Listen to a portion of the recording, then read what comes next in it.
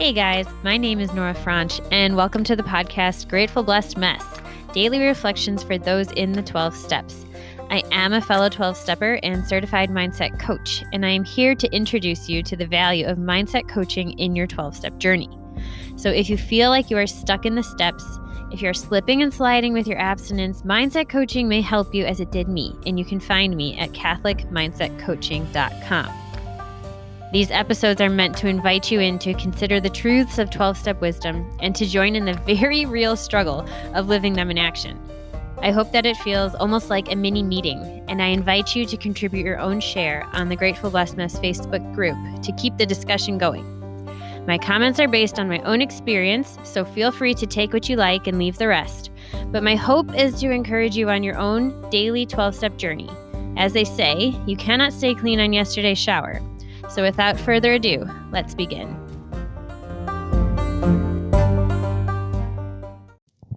Hey guys, we're reading from Al-Anon's Courage to Change, page 141, the reading for May 20th. Like alcoholism, obsessive thinking can be too much to handle. Amen. My best hope in battling it is not to begin, because once started, it gains steam and becomes harder to interrupt.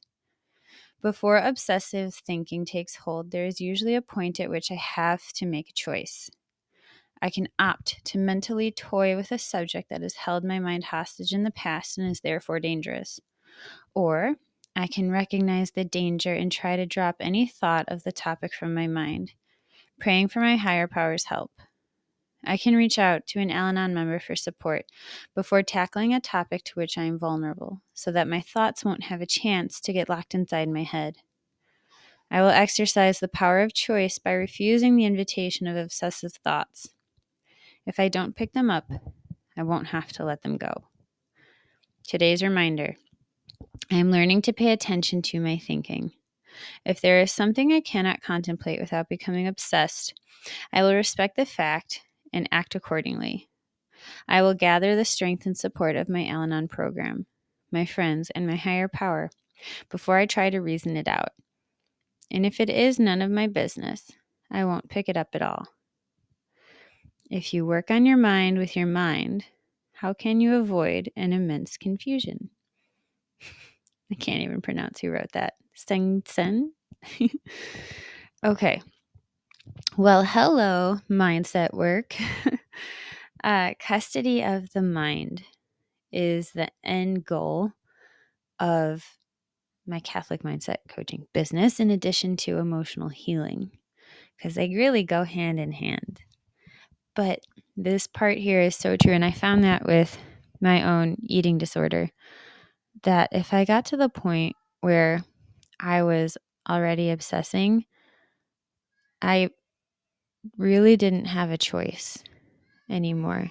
It became abundantly clear to me at one point that I had to become healthy enough and well enough and distant from that stuff enough so that the thoughts didn't come, because I truly felt powerless over what I did once they were there.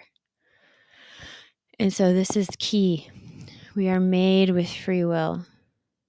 But if we choose to engage in something that robs us of our free will, such as this obsessive thinking, such as putting things in our body which alter the capacity of our mind, we do lose that freedom.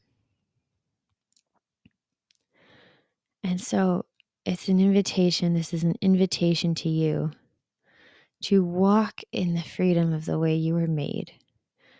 But for us in the 12-step rooms, this is particularly challenging, and I think an especially higher call on our lives, because there's something in us where a wire just gets tripped, and we almost, not meaning to, lose that power of our soul, what feels like almost completely.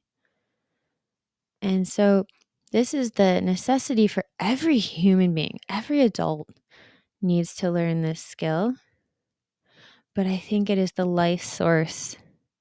It is an obligation. It's not just an obligation. It's imperative for us in the 12 steps.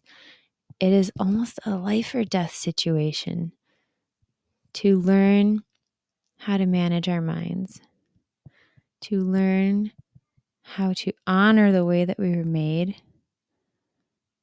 and intentionally cooperate with it and work with it and continue to hone it so that we can be the great human being that we were created to be. With that, I pass.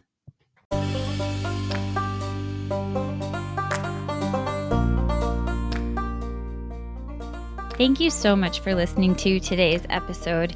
If you feel that mindset coaching could help you on your 12-step journey, please feel free to reach out and find me at catholicmindsetcoaching.com. This is not a replacement for 12-step work. This is something outside of the 12 steps.